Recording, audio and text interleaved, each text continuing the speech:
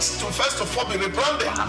It said he's going to be putting Nigerian labor, Nigeria content and materials first. If you say Nigeria first and it is just us down here that, are pushing that agenda, it's going to be a big struggle. Do you think Nigerian firms, Nigerian organizations should start looking at getting their staff involved in this market or buying to keep for their staff? Within this side, let's also learn citizen diplomacy. See something. This is Souk business landscape.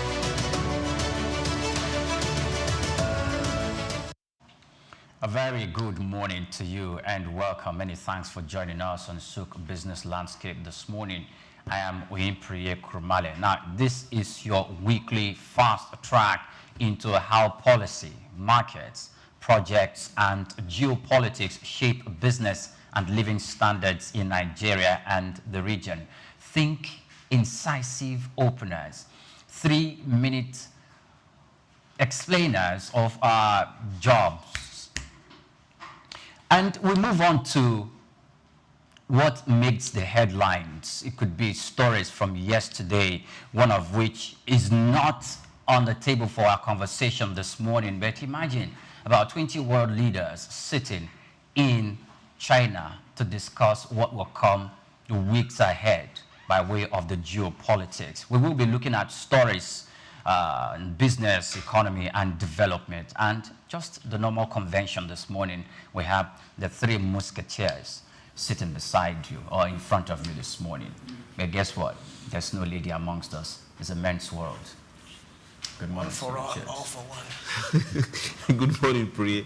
I'm still looking at that acronym, 3 Musketeers. We'll get to define who they are. Yes. And I'll watch from the divide. My name is Chooks, John Rogers Chooks. It's a pleasure having you on the other side and we here. Let's have some good time. Okay.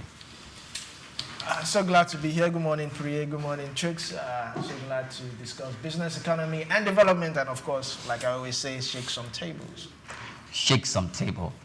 Well, I hope I have not already done that since I said it's a men's world. And Swift won't appear here tomorrow or the next to say it's not a men's world. Or probably you, a lady watching us, and say, no, it's not a men's world.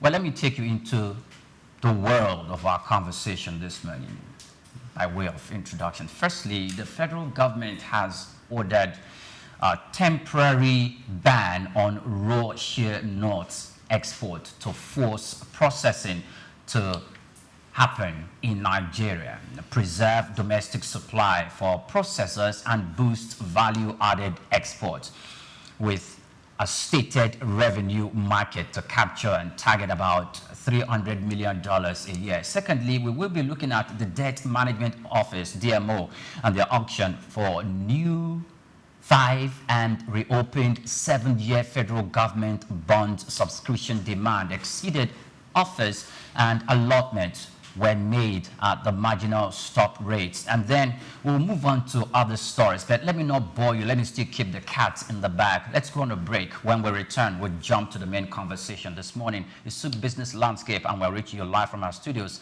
at Souqnews TV. Do stay with us. Take Nigeria because it's the mind that needs to first of all be rebranded. It said he's going to be putting Nigerian labor, Nigeria content and materials first. If you say Nigeria first and it is just us down here that, are pushing that agenda, it's going to be a big struggle. Do you think Nigerian firms, Nigerian organizations should start looking at getting their staff involved in this market or buying to keep for their staff? Within this side, let's also learn citizen diplomacy. See something. This is Souk business landscape. Welcome back. Many thanks for joining us on the program. Now let's dive into the job for today. President Bola Tinubu has approved a 6-month ban on raw shea nuts exports to curb informal trade and boost local processing, aiming to generate about $300 million annually. Now, Vice President Kashim Shettima announced the directive after a multi-stakeholder meeting, noting that although Nigeria processes 350,000 metric tons of shea annually across 30 states, with potential to reach about 900,000 metric tons, the country captures less than 1% of the $6.5 billion global share market, despite supplying nearly 40% of global raw share. Informal cross-border trade drains over 90,000 tons yearly, while processors operate at just 35 to 50 capacity, despite an installed capacity of 160,000 tons. Shatima stressed the ban is a pro-value addition policy designed to secure raw materials for domestic processors, create jobs, and empower rural women who make up to 90% of pickers and processors.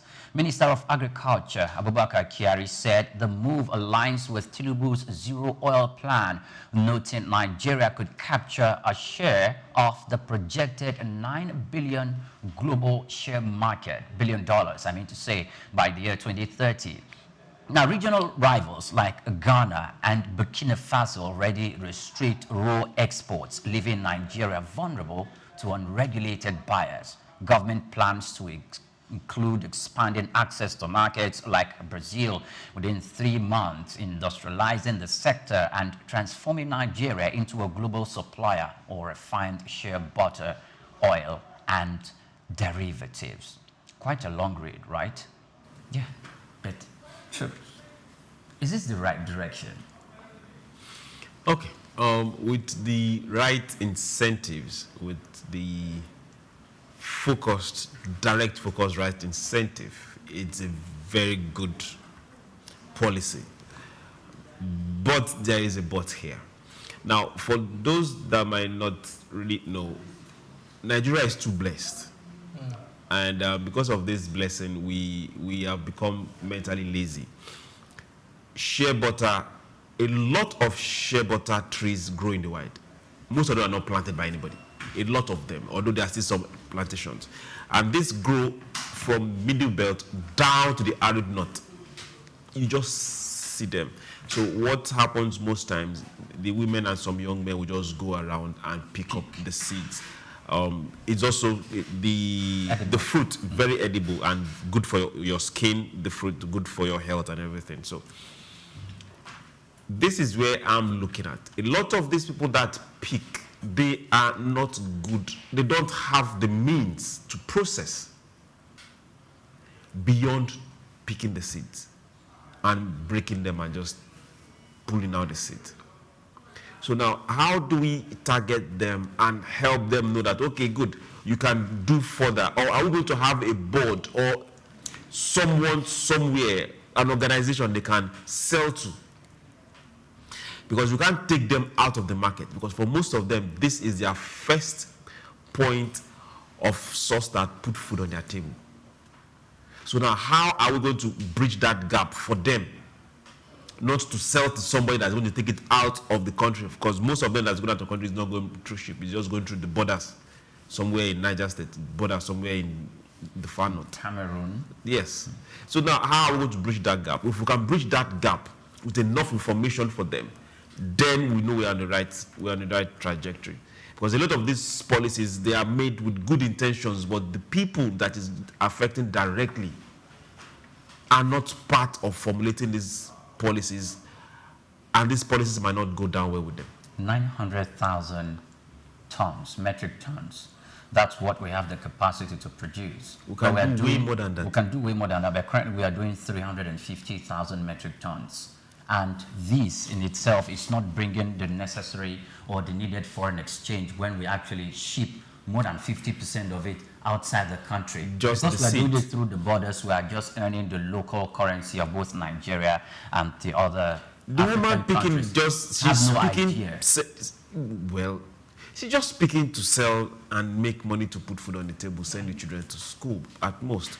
She or he has not seen the possibility of processing, the possibility of, okay, let's gather, keep, and get a board or a trading board to come buy off us. And also, a lot of these particular trees, if you go to places from Niger State down, you see, you have to be told that, come, this is money lying on the ground. Okay, Olumide, What struck you in this story? It's a good one. Our leader is business-minded. Our leader wants people to progress from this particular policy. But we have to also look at it in both ways. Now you've put a ban on shea butter. Now, first of all, shea butter is... Export. Export, rather. Raw Shea butter seeds. seed. Shea butter seed. Now, it's used for pharmaceuticals, cosmetics, and oil. 3 areas that can actually boost revenue for Nigeria. So if you say you're banning it, how many processing plants, factories do we actually even have in Nigeria? It says it can be used in pharmaceuticals. How many drugs are locally made in Nigeria? How many drug manufacturers do we have?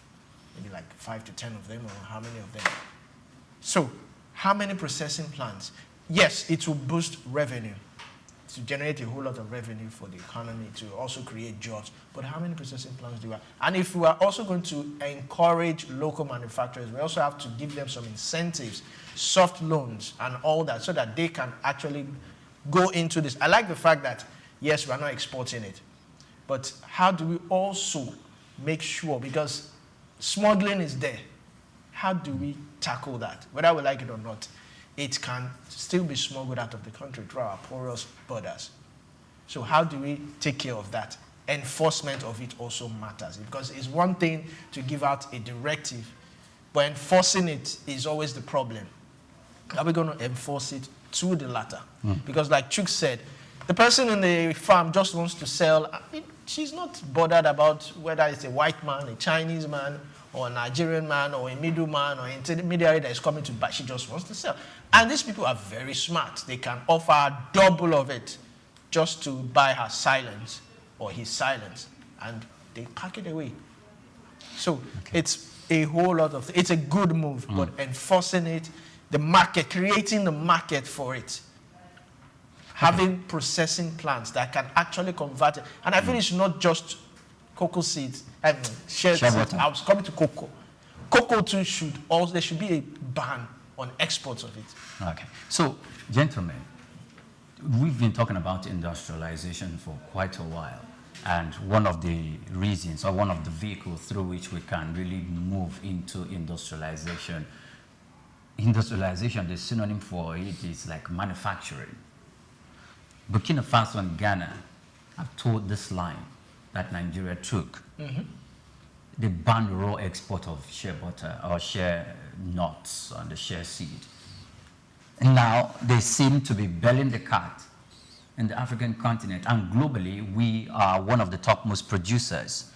If we take this direction, I don't want to think the Burkina Faso and Ghana already had all the manufacturing equipment, the facilities that already set in ground before they actually placed a ban on the seed. Maybe after doing that, they created a need, or private investors are looking through the lens of business and commercial activities, have seen the need that, oh, we can actually set up a plant, and within the space of 5, 7, 10 years, if I pour in $1 million into building a plant and processing of this shea butter seed or whatever, I am going to get back my returns within 5, 7 years period of time. Don't you think, as the Vice President and Mr. President have taken this direction, we'll be heading the same direction? Okay. I will say yes. Now, let's flip the page. We said this yesterday, if you remember. More than 80–90% of those taking processed product or taking seeds or taking agricultural product out of this country are not Nigerian companies. These are things that government and state, no, not just federal government, to precise, state and local governments need to get involved. For everybody that is picking is localized in one village, one community, one town or the other, majorly in the northern part of the country. How serious are they taking this? Some time ago, we talked about a state governor that is telling the state people, hey, come take palm fruit, take palm seedlings and go and plant. So imagine if they make it a duty for every primary, secondary school student in the north to leave school every month with a seedling of shea butter. Every month. Yes, and plant. Every month. And the beautiful thing about those particular trees is that they are resilient. Just plant it and go away. You don't need to do anything.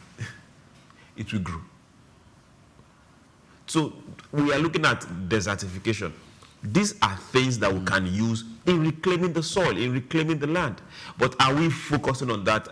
Everybody's looking at free oil money that is coming and free gas money that is about to come. These are avenues where local and state government can project. Okay, good. Let's see if we can plant 20,000 hectares. It mustn't be in one place. It must be across the whole places. But now, processing. How can we get community people to come together? If you go to the east, you see community or village people. They have a mill, an oil mill. So if you go cut your oil front, just go to the community place and use the mill. Yes, and just pay a little stuff. So processing to shea butter is not that difficult. You don't need too much infrastructure to do that. Communities, local governments can get that. Now, processing from shea butter to other things, good and fine. But at least you know that you've added some value to it that will give you more money. Local governments should come into it.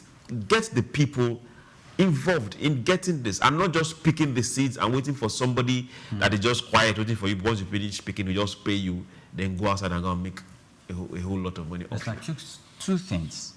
First of all, we all know that the free trade zone have regulations that regulate how agricultural produce, the quota of it that should be retained and sold domestically, and the quota that is required to be exported out of the country. So whether they are private or whether they are Nigerian farmers or foreign companies that came to establish a farm here, before you take out whatever proceed, 75% is allowed within the free trade zones to be taken out, and 25% is allowed for you to retain back in the economy, and sell. So I won't even say 100% of this shea butter nuts are taken completely out of the country to go sell. I think the major problem is the fact that not many investors have discovered the industrial use and the money locking in there. The second thing, we could see that the government seem to be placing some form of ban in some agricultural produce that they feel that this could actually contribute to boosting domestic market and domestic businesses. This is shea butter.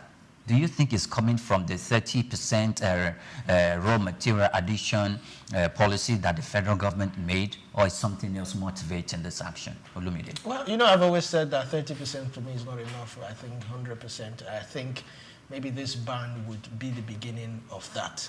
That when we outrightly ban not just shea butter, cashew, cocoa, and the rest of them, this would be the beginning. But like you said, it's not as if investors do not recognize the potential in this. They recognize it. That's why they are taking it out of the country to go and, produce it somewhere and bring it back in as a product, a manufactured product, and sell. Like cosmetics. We know what cosmetic does in this country. A lot of women use a lot of cosmetics in this country.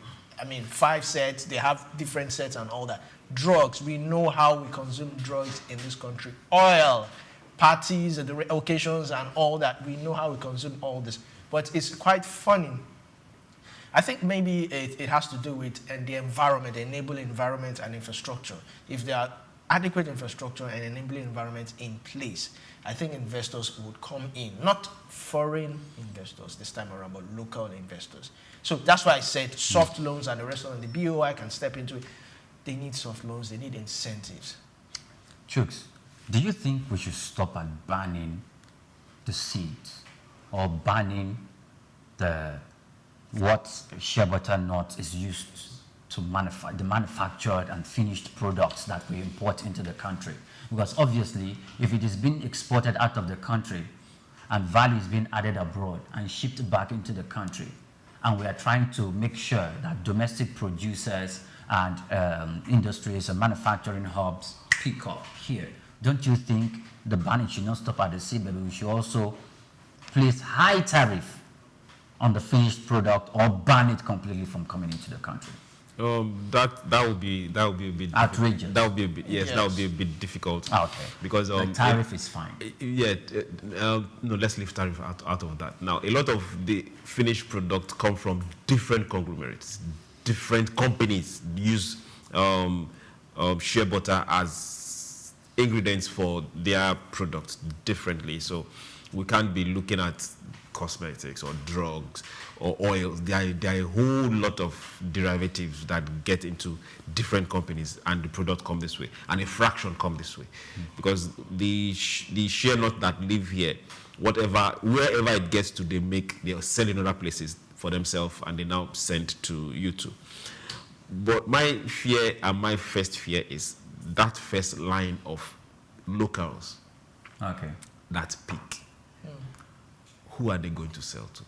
If we put this ban, have we considered them?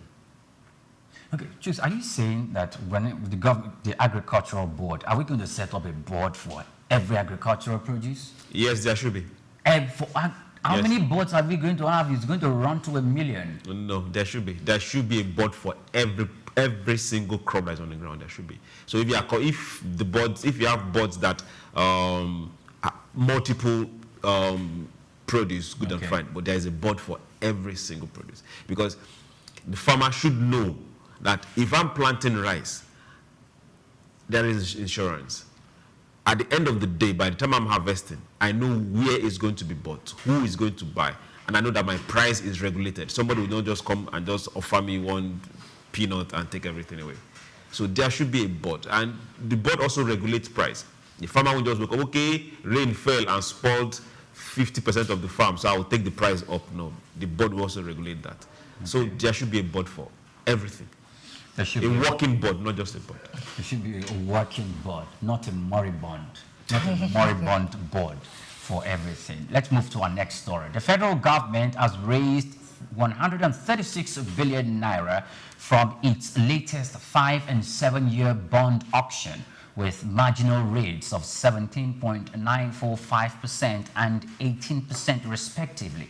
According to the Debt Management Office, the auctions held on August 25, 2025 saw strong demand, with bids totaling 102.36 billion naira for the August 2030 bond and 165.81 billion naira for the June 2032 bond. While 100 billion naira was initially offered for each tenor, allotments stood at 46.01 billion naira for the 5-year note and 90.16 billion naira for the 7-year tranche.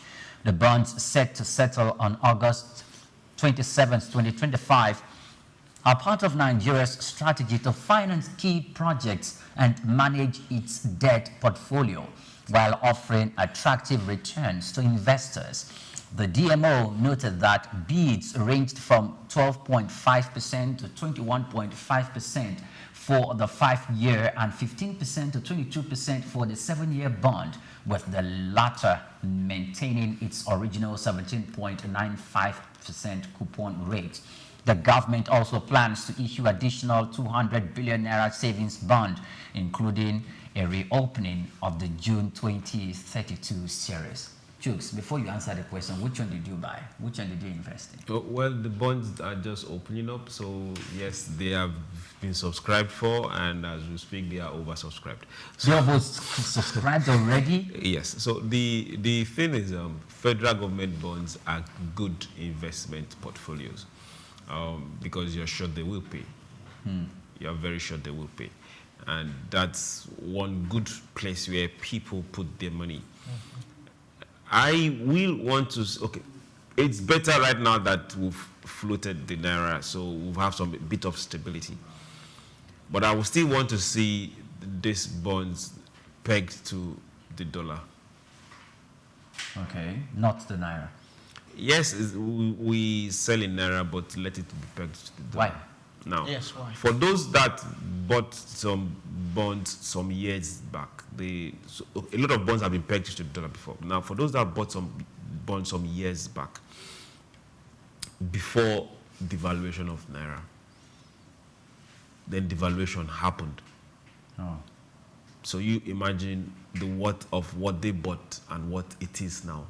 Because nobody is going to put that into consideration if it was not pegged from the onset. So by the time the naira got devalued within that period of time, if there was no pegging or no assurance on the value at which you put in, being the same value you will get out, then you are losing heavily. But with the fluke that we have right now, and this good stability that we want to continue, then good and fine, let it work that way. Then if tomorrow the naira appreciates in value, then good and fine. Those that bought will now be smiling home because they have more. So who will be frowning? The federal government? The federal government is not going to frown because value is value. But when you lose value that much in so short a period, the shocks are much. Unlimited. Yes, it's quite a good one, like you said. Bonds auctions are a way of government to raise money, when tax or other sources of incomes fall short. And like I said in the story here, it's supposed to finance projects and offset some debt. So it's a good one, but like Chuk said, it might be overcrowded. For me, what I feel is that it's good. It's a good one. It would attract, local and foreign investors because of the high. So what of the key projects that we've been talking about? Because even the previous bond that was actually raised, all of them have been tied to key projects. So in your mind, if you were to anticipate any key project that the government should be directing this to, which one would you be looking at that seemed to be more pressing? Completion is my first. Completion of our existing projects before we move to other projects. Then sorting out our debt portfolio first. Because this to me sounds like a way of borrowing more. It is. It has that underlining to you want to quickly sort out your debt portfolio. Why? Because you want to acquire more. So it's a good one. Let me stop there and not be the devil's advocate. What makes you think it's got another avenue to borrow? Key projects are being tackled with it. Number one. Number two, key projects you as an investor, you are making money. The government is helping you to make money. Okay. Two critical things that is required, in fact, and also taking care of the debt that we're talking about. So these are three key things. Taking care of what debt? The debt. Okay, that is what is written on paper. Okay, now let's follow it directly. Bonds, direct government bonds is indirect way of borrowing money, but not from outside, from within the citizens. Yes. And it saved us from the dollar from going to, that is why when you talked about pegging it to the dollar, I was thinking. Sometimes government also does bonds in dollars for those in diaspora. Remember they did it last year and early part of this year. Now for this, they sell, government issues bond, they sell, and you will go buy, knowing fully well that will be paid back with interest. But we should start seeing beyond key project. We should stop seeing those words. Be specific. Show us that, okay, good, this particular bonds that we are issuing right now is going to be used to build a bridge from Adamawa to Owerri. Repair the Kaduna-Abuja train track. Yes. That derailed, they should hold people responsible for that. Now, we should start seeing, tell us directly, this money, this is how much will be raised, because we know that already. This will be used for this. It will be used specifically for this. These are the people you should hold responsible if this project is not completed. And give us a timeline. Let's start seeing these specifics and not just things that are in the wind. Great. Please give us specifics so we can stop seeing things that look quite ambiguous and there's no direction. Those are not my words. Those are Chuk's words. I just had to paraphrase it. Let's go to our next story. Nigeria's 36 states have received a record 12.08 trillion naira in the Federation Allocation Accounts Committee allocation between January and August 2025, representing 78.2% of last year's federally generated revenue of 15.45 trillion naira. Analysts attribute the surge to fiscal reforms under President Bola Tinubu, including subsidy removal that saved over $84 billion, improved tax collection, and stronger oil receipts. State's share rose to 4.08 trillion naira, surpassing the 3.58 trillion naira received in all of 2023, while local government areas got about 2.58 trillion naira. Yet, critical infrastructure like schools, hospitals, and federal roads remain underfunded. UNICEF said 18.3 million Nigerian children are out of school, with over half of public classrooms dilapidated, while more than 80% of primary health centers are non-functional. Despite the revenue boom, multidimensional poverty persists, with states like Akwa Ibom 71.3%, Adamawa 72.9%, and Imo 74%, ranking among the worst for citizens' misery. Critics fault states for prioritizing airports and prestige projects over basic needs. Ogun is building an $800 million cargo airport despite poor roads, while Zamfara, marred by insecurity, is also constructing an airport. Experts warn that the FAAC receipts should be treated as seed capital for long-term growth, not short-term spending. Economists noted that a 12 to 18-month gestation before investment shows results, urging transparency and strategic infrastructure plans to leverage the windfall for sustainable development. Two sides to it. First of all, we've seen an increase from the Federation Allocation Accounts Committee to both the state and the local government. And then critics looked very well at government expenditure, and they said, you are not prioritizing the basic needs of the people at the ebb of society. You are running after white elephant projects.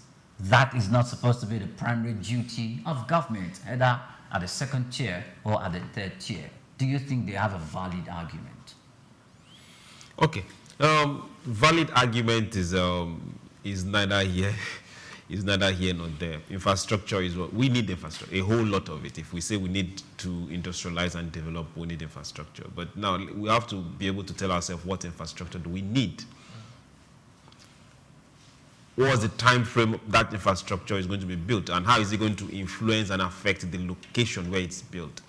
When I was looking at those airports in Zamfara, okay.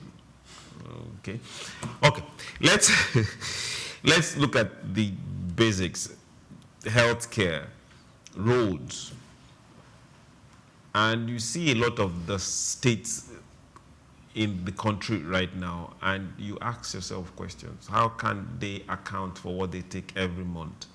We, the people, have we taken responsibility of standing up and asking questions?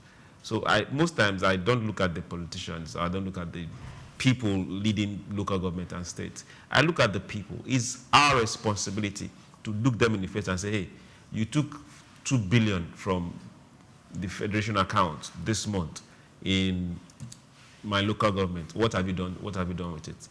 Let's also ask questions. And most times we look at the way we run our politics here. Are the local government really free from the state? Okay. Those monies that we hear up, here, down, do they really get to the local government with the way they are disbursed from the federal account? So if they don't get there, who is asking questions? The presidency, are they not aware? The autonomy. Who? The local government autonomy. Are they autonomous? Okay, are you asking a rhetorical question? But no, we should start asking. No, it's one thing to say it. It's one thing to say, okay, the presidency went to court and said, send them their money. The same people that went to court and said, send them their money, have they made sure that there is an enforcement? Do they want the enforcement in the first place? So a lot of these are hinged on the way we practice politics and the way parties are run, where they look at the state governor as the leader of the party in the state. So the money coming through the local government go to the state first, and he now chooses what to disburse to the local government. I need to see a day where a local government chairman will sit on this table and say, yes, my allocation, I got Someone did it in Ogun State, and I remember that story. Yes, he went into oblivion. He went into oblivion, like we didn't hear anything about him anymore. He actually went. He brought documents. Yes, that he did not get it. Proves that he didn't get it.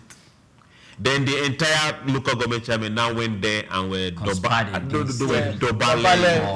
for Dakwa Abiodun, right? Yes, for Eleyi. Okay, great. Now, Chooks, let's go back to investment and let me come to Olumide. Zamfara State is looking at getting. Is it Zamfara State? Yes, looking at Zamfara. Getting an airport. Olumide State is also working on a cargo airport. First of all, I don't want to say misplaced priorities, but many states continue to focus on prestige projects, airports, government lodge, convoys, and that. Airports in Ogun State. What's the commercial activity there? It's a cargo airport. That's commercial enough. What are they cargoing? Shipping out? What are they? What people bringing things in? What are they shipping out? What are they shipping out? Maybe let's look at what they bring in first. What do they plan to ship out? Agricultural produce in Ogun State. Which one? It's quite sad that these governments get a whole lot of money and we don't see it. I mean, there's persistent poverty. I mean, despite record figures, we still have multi-dimensional poverty in Akwa Ibom, Adamawa, and Imo. We also have, now, I wanted to say something. Chooks said something like, I'm trying to remember what Chooks said. We should be asking questions about what and what and what. Now, what I thought was, again, is how many town hall meetings do we even have to be able to start asking questions? The only town hall meetings we see is during election campaigns and all that. You talked about local government. I believe local government is the starting point. We are not even talking about security votes, that's unexplained gift that governors get for no reason, but which is supposed to actually security purposes, but yet we still have banditry and the rest, you know. But it's quite funny how they are getting a whole lot. You mentioned Zamfara for airport. What's the commercial activity there? Okay, so I want to see... You know, when you're going to build projects, when you're going to go into project for a particular state, you look at what is viable, what is coming out of that particular... The deposits of gold and raw materials in Zamfara State is enormous. What about a railway line? Okay, Priye, now you've gone this route. Let's follow you. Please, let's go. The raw materials you're talking about, the gold, the bauxite, every of those raw materials, how many of them is accounted for to the federal government? Thank you. That particular, okay, now let's even break it down. There is an airport, there is an airstrip in Zamfara that is working. And a lot of flights that are leaving Zamfara are not leaving with the knowledge of the Federal Ministry of Finance that is supposed to know how much and what is leaving Zamfara.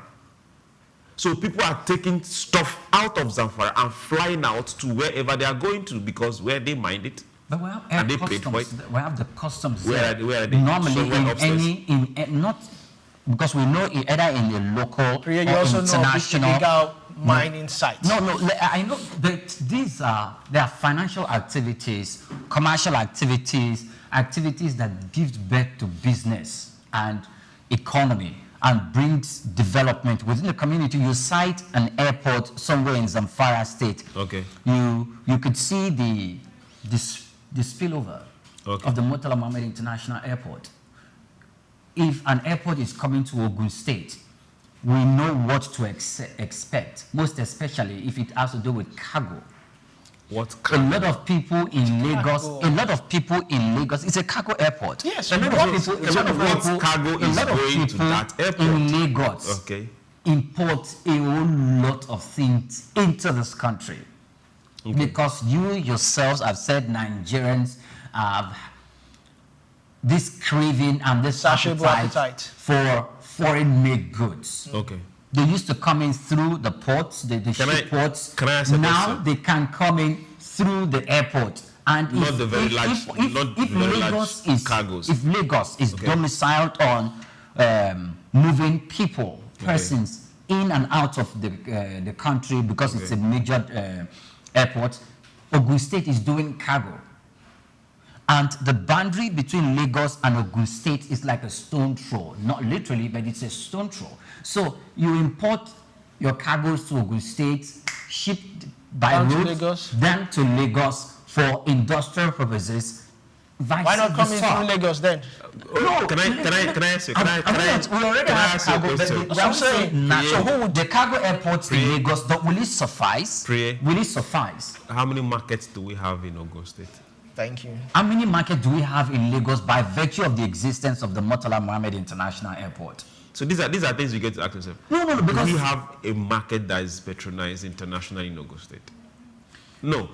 The manufacturing that we have in Lagos is being replicated in Ogun State. You go to Moiba for access before you get into the interior of Ogun State. You see factories both on the right and the left-hand side that is being owned by both foreigners and Nigerians in Ogun State. Question number 2: how many airlines are flying to Ogun State? Well, they are going to start flying now that it doesn't just happen like that. There's no business activity. That's what tricks is. It doesn't happen like that. Do we really have business activity on ground in Lagos before we started the airport? Yes. No, you make a projection. Hold on. You make a projection. Okay, good. What is the population like? What is the flying public like? What is the tourist factors like? Yes. What are the businesses that are most likely going to come into this place? How is it going to benefit the people? Brazil, we just signed a memorandum of understanding with Brazil to fly directly to São Paulo. Yes. And Air Peace is flying. This is a plus for Nigeria. When I saw that, I was trying to say, okay, which airline? Nigerian airline. Beautiful. I don't know if you understand. And there's going to be a whole lot of stopovers, which means it is guaranteed that that flight is going to be fully booked before it gets to São Paulo. And back this way. Because what? Lagos has the traffic. Brazil has the traffic. Now we are going to put a cargo airport where? Ogun State. In Ogun State. Yes. If, let's say, Air Italia flies your cargo and lands in Ogun State, what are they going to take back? Oh, they can take back a whole lot of things. What now? Okay, fine. When from the São Paulo that you talked about, when you have the Abba-made shoes, just a moment. Okay. When you have the Abba-made apparels and clothing that they've made and they wrote on it, made in London, made in Italy. Okay. We know that they are made in the southeastern part of the country, probably from your village too. Now, they are getting out of the country. Where do they normally come? They bring them to Lagos. Most of the time. There is an airport in Enugu. There is an airport in Enugu, but do we have all of them go out from Enugu? There's an airport in, what's it called? In Port Harcourt, International Airport, that is functioning. So, are we going to now, don't you Port Harcourt has an airport, are we going to compare the commercial or the commercial activity? It's easier. It's easier to why is it not easier? There. There's a rail line that is coming. Okay, now, why don't you prioritize states? Put joint effort and make sure that you are all connected by rail. Through your villages. Let every farmer that wants to farm know that whatever I produce, I can move it overnight to the market anywhere. Why don't we prioritize that will affect the people? You are looking at airport that because you are a politician and you have access to. No. Yes, that's what it is. I think because you have access to private jets and connections. You can now, it's a cargo airport, but under you are the ones that are using it to come in whenever you want to come in. We've seen that happen several times. For those people that grew up in the north, there are a lot of there's an aerodrome in Bida. And you now ask yourself, who is using it? Just a few families. To be precise, one particular family that was using it for a very, very long time until they couldn't maintain it anymore because they were no more in the government. So these are things that are scattered all over the place. Okay. You go build an infrastructure and when you now leave government and the money is not there anymore, you can't maintain it. For Ogun State, the only viable thing that could attract is tourism. Tourism. Yes, that's the only reason I see an airport existing there. tourism. We have so many tourist sites. We even have festivals and the rest of them. So, but is it significantly enough? Ogun State doesn't have raw materials? That's what we are saying. Ogun State doesn't have raw materials? Don't they have agricultural produce? What happens to pulling up together with the state and the federal government and building a rail? Good. That's not a bad idea. That is about building a, what's it called? Building a seaport. Good. There. Take the rail to the seaport. Fine. Let everybody know that in itself is going to have the lots of cargoes that we are talking about. Sheep. Which cargo? Just a moment, Chooks. We have to understand that sufficient plan that Wabiodo and his team would have made sufficient plan for the next 10 and the next 20 years, as just a moment, as long as that airport. I was just a moment on this one. There's an airport in Ebonyi State. No, just a moment. That's Ebonyi. Let's talk about Ebonyi State. So what is happening to that airport right now? Ebonyi State is not proximus to Lagos. Now, let me go back to Ogun State. All the manufacturing activities that are taking, the factories that are domiciled in Ogun State, they are going to manufacture things. Even if they are not needed in America, they might be needed in Ghana. They can be needed in Tanzania.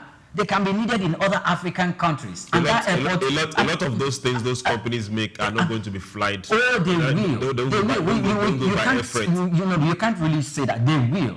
Also, we've been experiencing an upsurge recently in non-agricultural produce. And if people will come from as far as some other African countries to the Mile 12 international market to come buy perishable goods to take back to that country, their African country, it's just a stone throw. Ship it down to Ogun State, put it in the cargo flight, and take it out of Ogun State to the other African country. It's not far. So we should be thinking about that. For yam?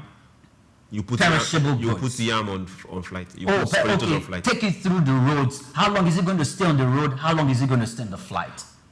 Get the rails working. Overnight it will get to Ghana, it will get to Cameroon. Overnight. In one day to get to Niger Republic. Get the rails working.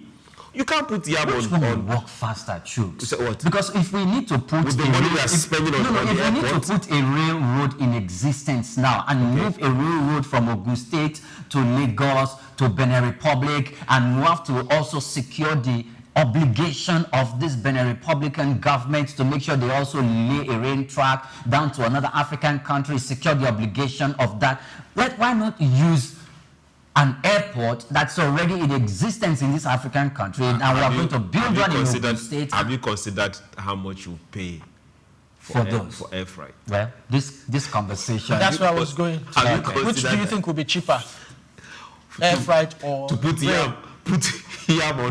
Which do you think people will fly there? Did you not buy when the Ukraine war started and flour for bread? They were not putting it in the plane. They were not putting it on the plane at all. How did it then get to Nigeria? Ship. How did it then just a moment? Yes. How did it then experience an upshoot in the price of bread? They don't even ship in bags. Okay, fine. The ship that would take how many months on the high sea? Weeks. That would take weeks on the high sea. How many hours would it take from Ogun State by way of flight? Sorry. Just a moment. This conversation is not over. But you know what? Whether on this table or not, I'm going to take on Mr. Chooks and Olumide for this. I think Wabiodo is making the right economic decision by trying to site an airport in Ogun State, because the economic spillover coming from Lagos and the commercial activities are going to end up in Ogun State. Probably when Ogun State becomes bloated like Lagos, then it can spill over to other southwestern states from Ogun State. And I don't think that's a bad idea. You know what? Before Chooks says anything, let's go on a break. We'll be back to continue these stories. To stay with us. Take Nigeria, because it's the mind that needs to first of all be rebranded. Idris said he's going to be putting Nigerian labor, Nigeria content and materials first. If you say Nigeria first and it is just us down here that, are pushing that agenda, it's going to be a big struggle. Do you think Nigerian firms, Nigerian organizations should start looking at getting their staff involved in this market or buying to keep for their staff? Within this side, let's also learn citizen diplomacy. See something. This is Souk business landscape. The rise and fall of Nigeria Airways is a story steeped in mismanagement and missed opportunities. Established in 1958, Nigeria Airways, the national carrier, initially soared as a symbol of national pride. However, a series of missteps led to its unfortunate demise. In 2008, financial mismanagement became its Achilles heel. The airline became bloated with an oversized workforce, hemorrhaging money on profitable routes while neglecting crucial safety maintenance. These issues stemmed from a lack of transparency and accountability. The government, as the majority owner, failed to implement proper checks and balances, allowing mismanagement to foster. Weak regulatory oversight likely played a part as well, with instances of impounded aircraft due to unpaid debts and safety concerns raised by international bodies. Ultimately, the crippling debt burden proved unsurmountable, forcing Nigeria Airways to cease operations, leaving a void and a valuable lesson for the future.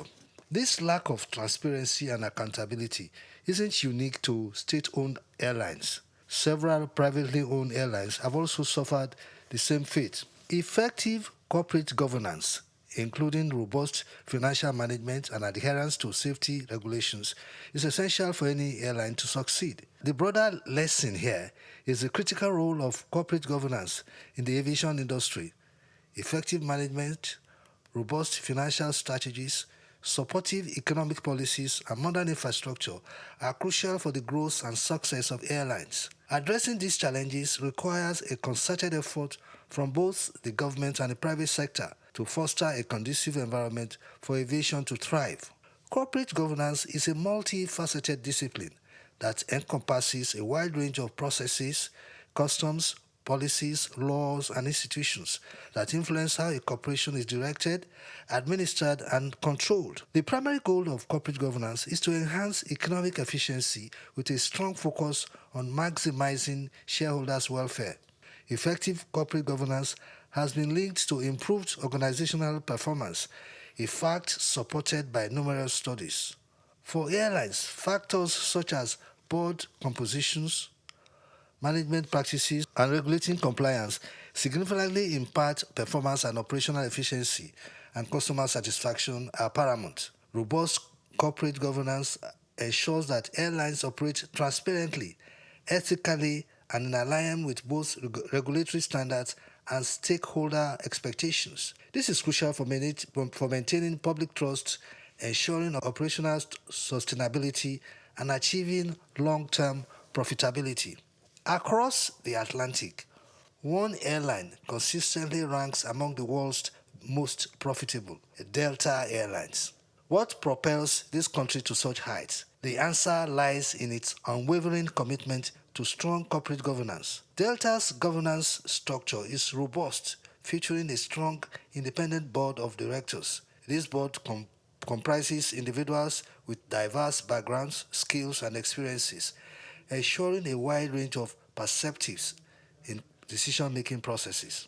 As of December 31, 2023, the board includes 10 independent directors and 2 non-independent members, one being the Chief Executive Officer and the other a nominee from the Airline Pilots Association. Diversity extends to gender, race, and ethnicity, with 1 out of 12 directors representing historically underrepresented groups. Key committees including audit, corporate governance, personnel and compensation, safety and security, and finance play critical roles in overseeing various aspects of operations and governance. By bridging the gap between Delta's global success and the realities of the Nigerian aviation industry, a thriving future can be achieved. For regulators, strengthening regulations in Nigeria's aviation industry involves implementing stricter enforceable measures to discourage irresponsible practices while protecting consumers, employees, and investors. This includes a thorough review of ownership structures by setting up minimum competency standards for owners, exploring diversified ownership models, and enforcing stringent disclosure requirements. Regular independent audits should be conducted, extending beyond mere compliance to identify areas for improvement in operational safety and sustainability practices, thereby fostering a more robust and reliable aviation sector. Bayo Olaoye, Souqnews. Take Nigeria because it's the mind that needs to first of all be rebranded. Idris said he's going to be putting Nigerian labor, Nigeria content and materials first. If you say Nigeria first and it is just us down here that, are pushing that agenda, it's going to be a big struggle. Do you think Nigerian firms, Nigerian organizations should start looking at getting their staff involved in this market or buying to keep for their staff? Within this side, let's also learn citizen diplomacy. See something. This is Souk business landscape. Welcome back. Many thanks for joining us on the program. Now we move to our next story, and we'll be taking a flight straight from Lagos to Brazil. Now, Brazilian President Luiz Inácio Lula da Silva has announced the launch of a direct flight service between Lagos and São Paulo to be operated by Nigeria's largest airline, Air Peace. The announcement came during President Bola Tinubu's state visit to Brazil, where both leaders held a 2-hour bilateral meeting in Brasilia. Nigeria's aviation minister, Festus Keyamo, and Brazil's ports and airport minister, Silvio Filhos, had earlier signed a bilateral air service agreement expected to ease travel and boost trade and tourism between Africa's most populous nation and South America's largest economy. Beyond aviation, both countries signed several memoranda of understanding to strengthen ties. Nigeria and Brazil agreed on diplomatic training, political consultations, and cooperation in biotechnology, ocean science, energy, space and digital transformation, and an MOU between Nigeria's Bank of Agriculture and Brazil's National Bank for Economic and Social Development also seeks to expand agricultural financing, attract investment, and support joint development projects. Now, before I go to Olumide and Chuks, I would like to say that if you see some of the ministers performing in the cabinet of Mr. President, of course, you can double point your hand to the Festus Keyamo, the lawyer. I think with regards to the ministry where he occupies currently, it's not been easy, but it seemed to be sailing smoothly because he's been crossing many I's, dotting many I's and crossing many T's. And this bilateral aviation agreement with Brazil is just another good achievement for the administration through the Minister of Aviation, Festus Keyamo. Now I can come back to Chuks and Olumide.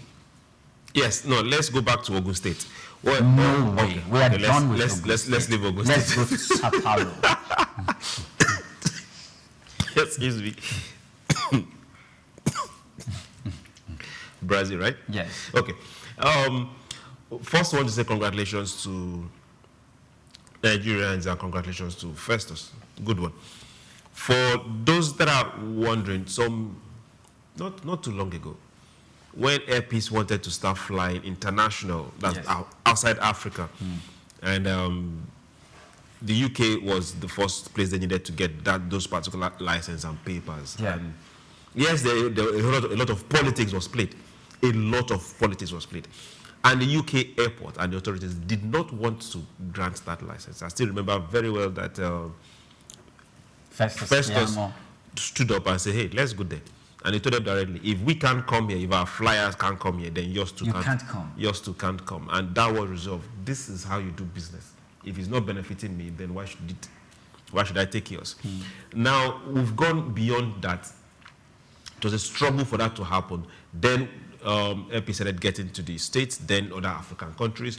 Now we are seeing, without even struggle at all, and they are getting to Brazil. This is what happens when you have people that think ahead.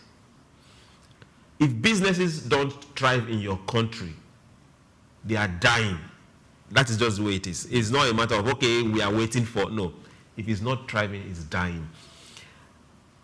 When that agreement, when I first heard about it, I was thinking, okay, is this going to be a Brazilian airline?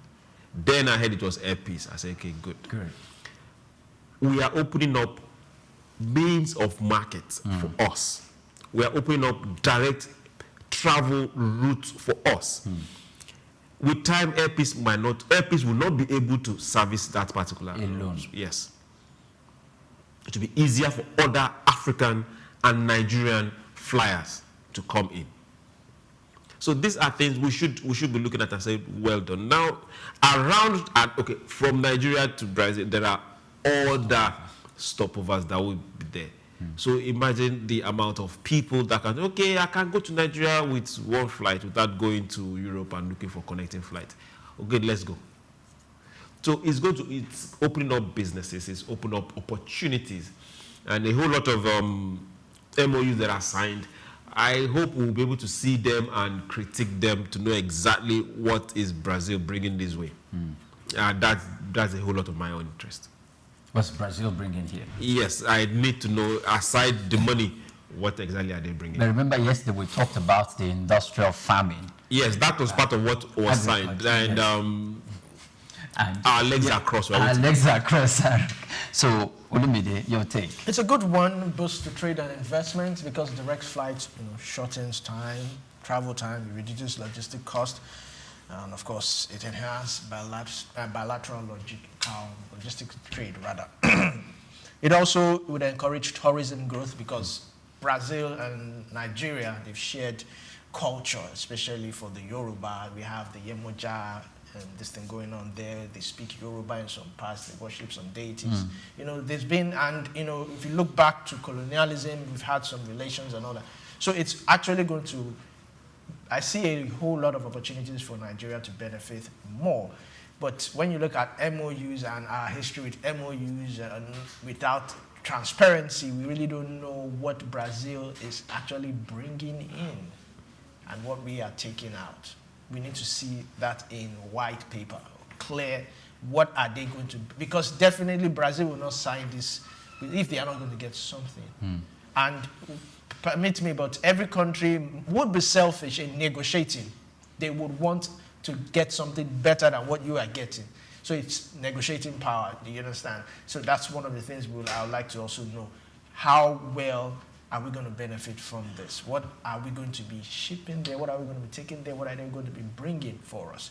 Those are the things we need to do. Then the MOUs also, I hope we will follow it through, because we've always had this thing of government continuum not working for us. Another administration comes in and, they don't adhere to the MOU. So that's one of the things, follow through the MOU. But first of all, let us know what is in that document. Let's see what we stand to gain. Okay, yes, Chooks, yesterday I know we spoke extensively about the industrial farming and the tendency for the Brazilian multinational companies who are into industrial farming coming here to put up plants, and we see how the health of Mother Earth Foundation was speaking, how it's going to negatively impact Nigerian farmers and how it's going to negatively impact our economy, and how we're going to experience capital flight that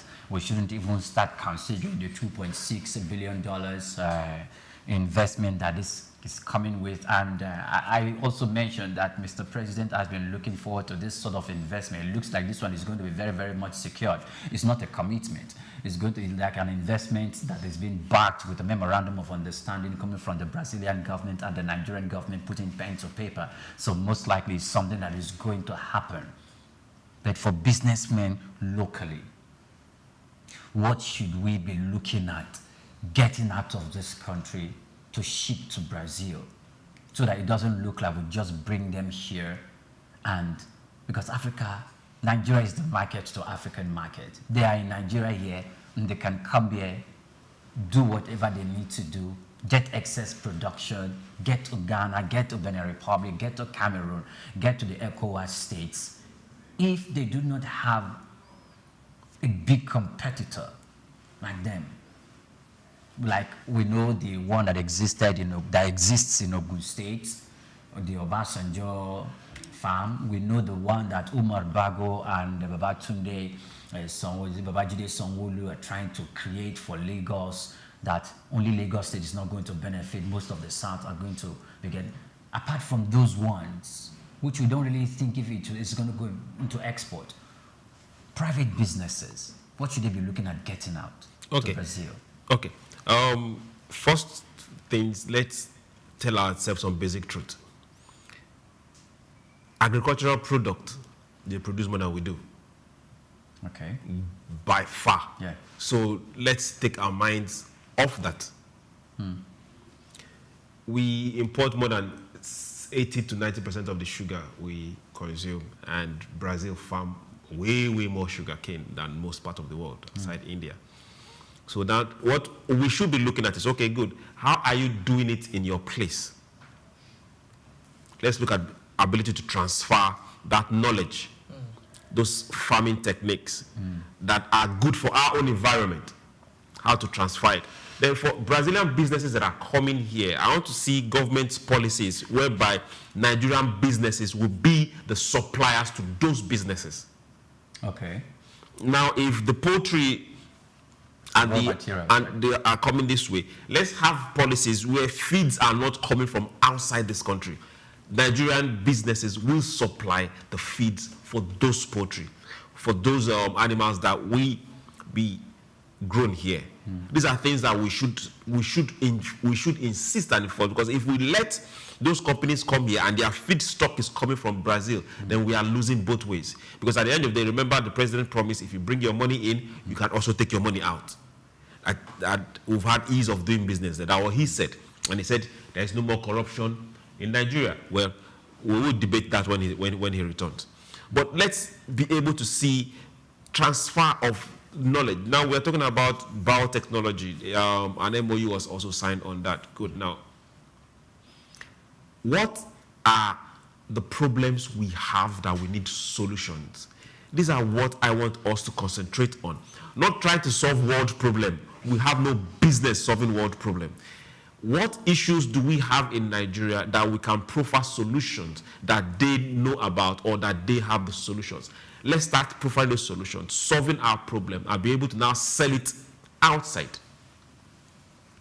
Not trying to compete with Netherlands in producing cow milk, or compete with Thailand in producing rice. No.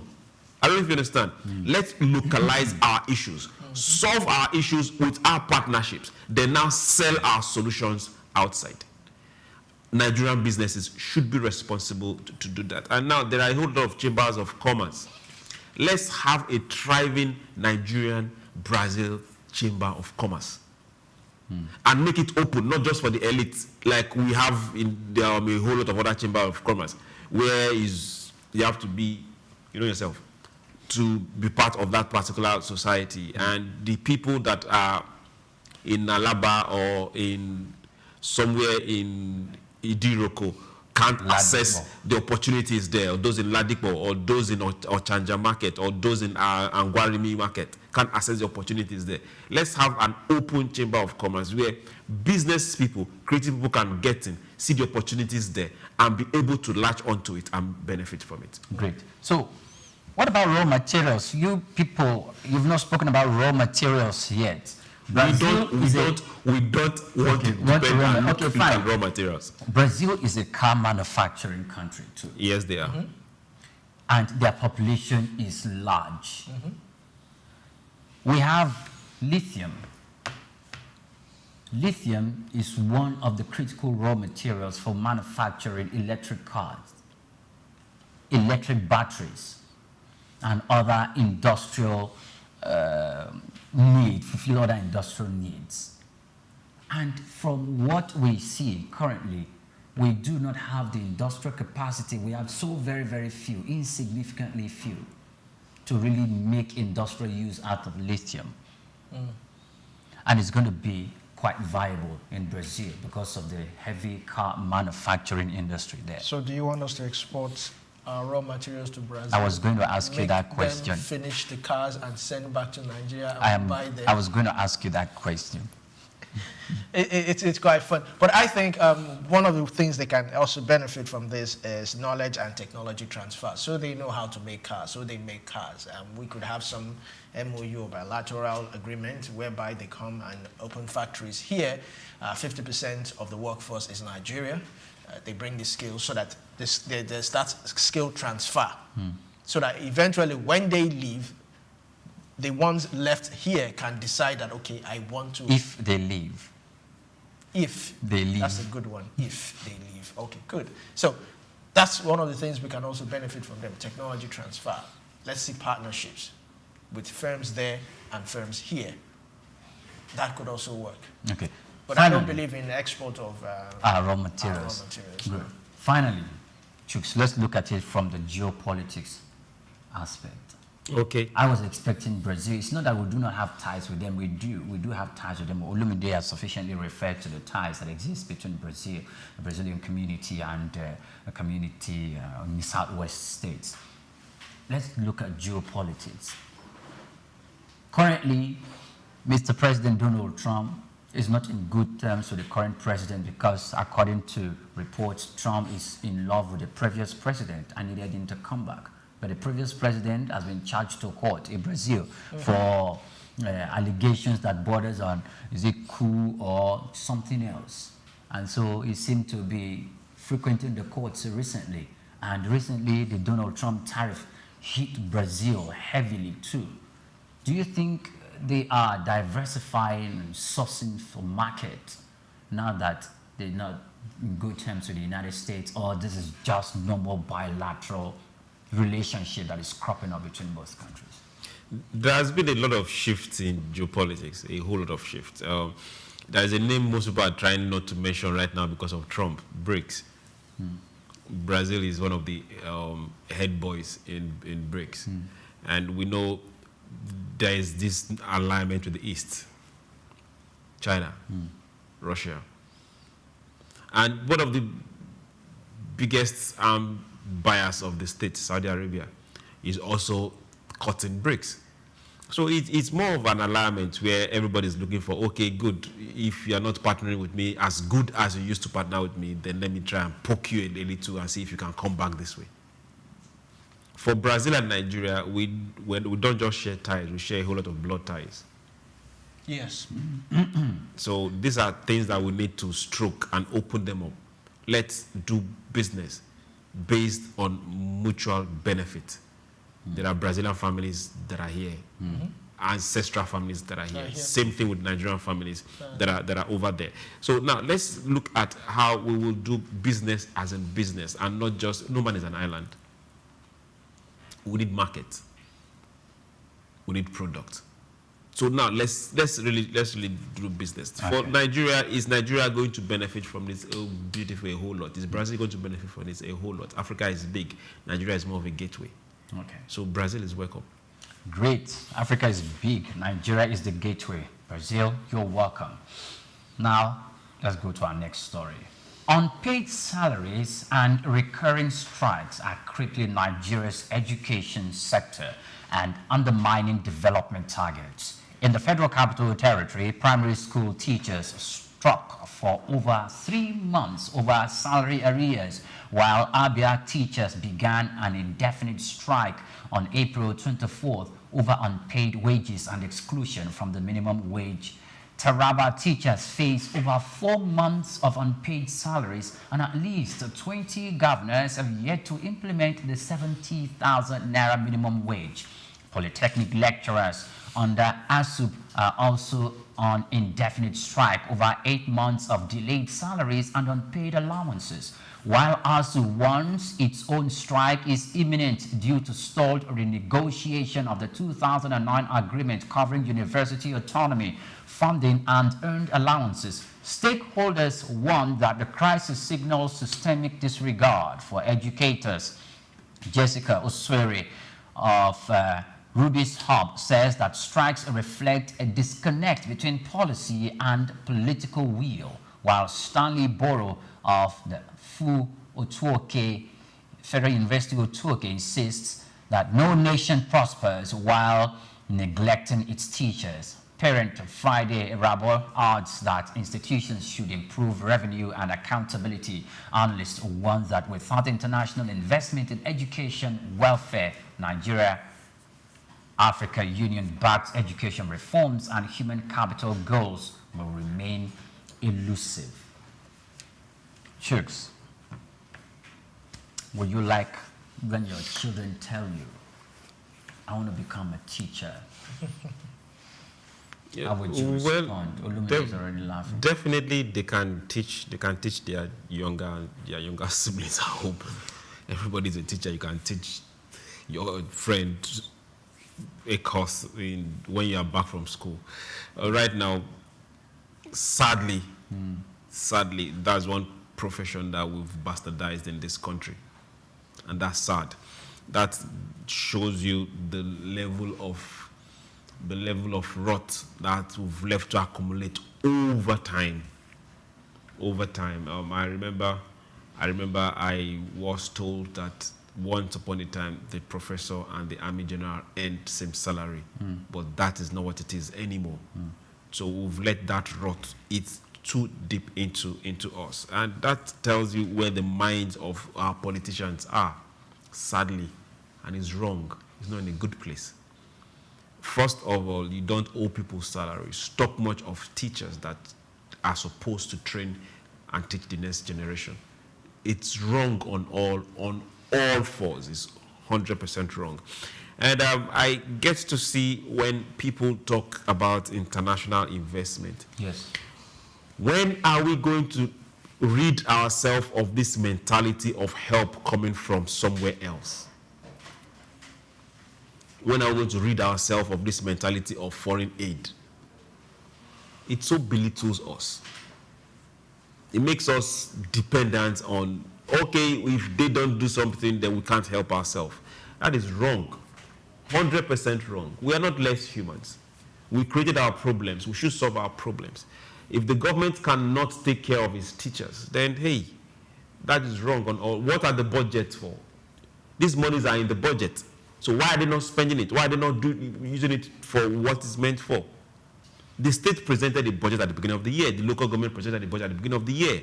And these monies were released, or they will be released.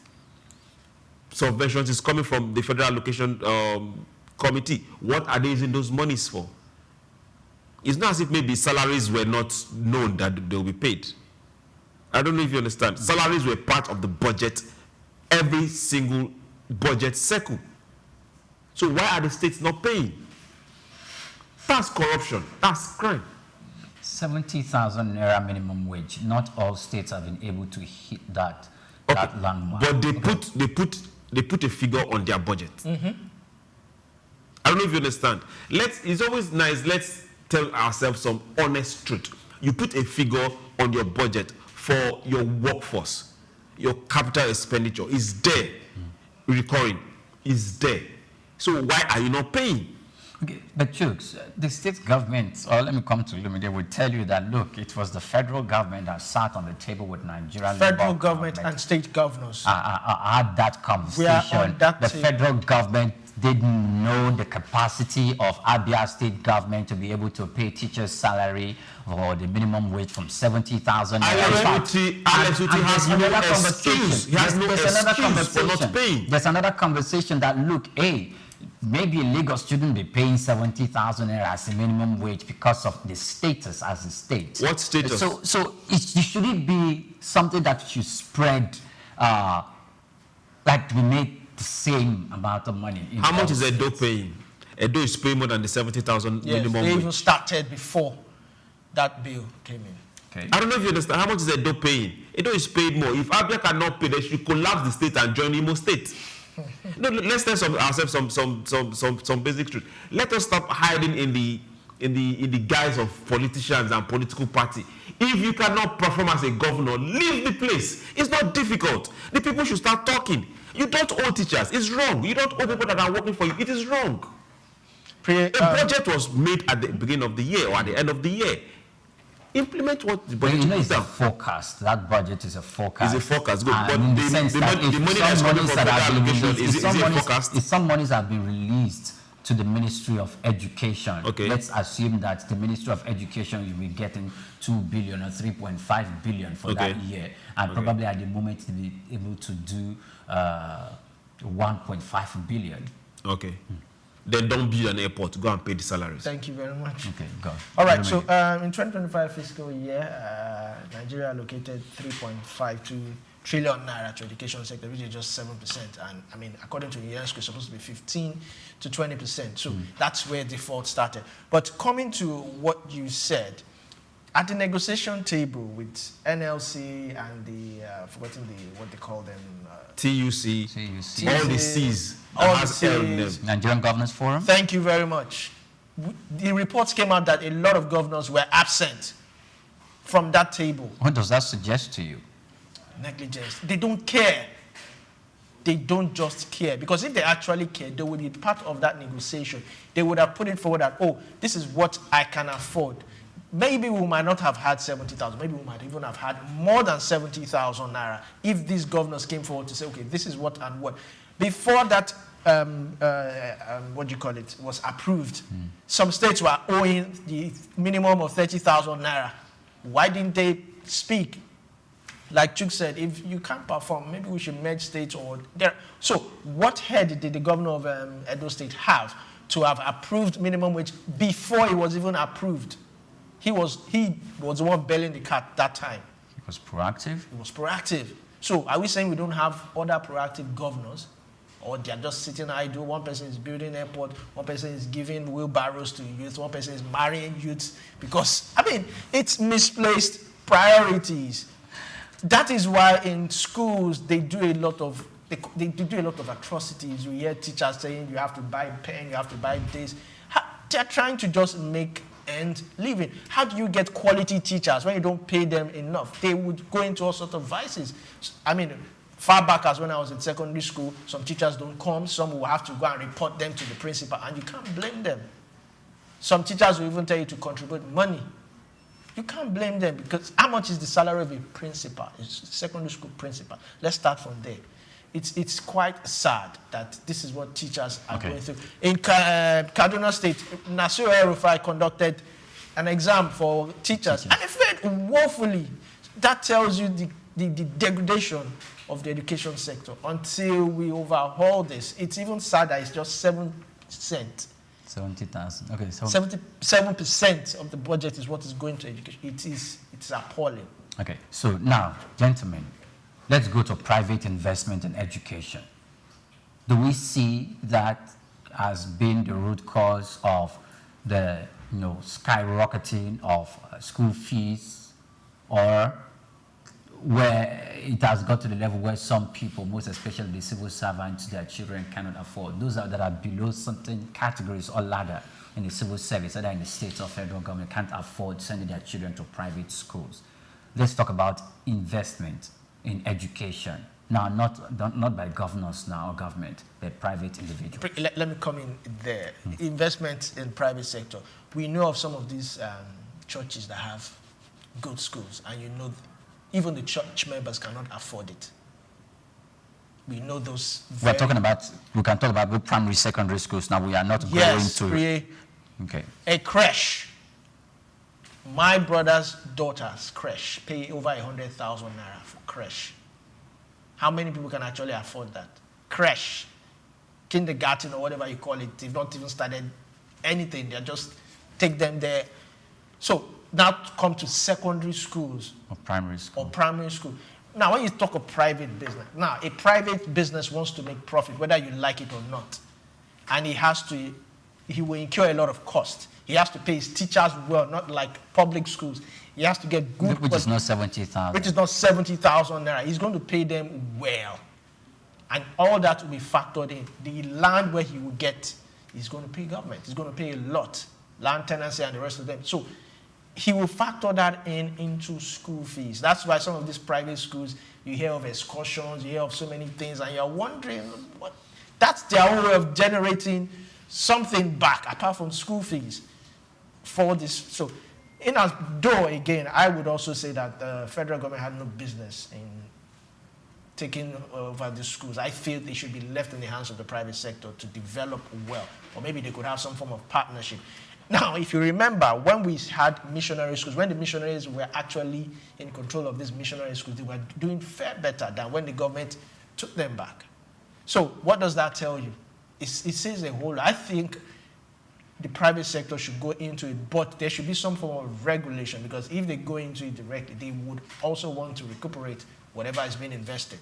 You cannot compare the school fees of a private secondary or with a public one. You can. It's 4 times or 5 times what you would pay in a public school.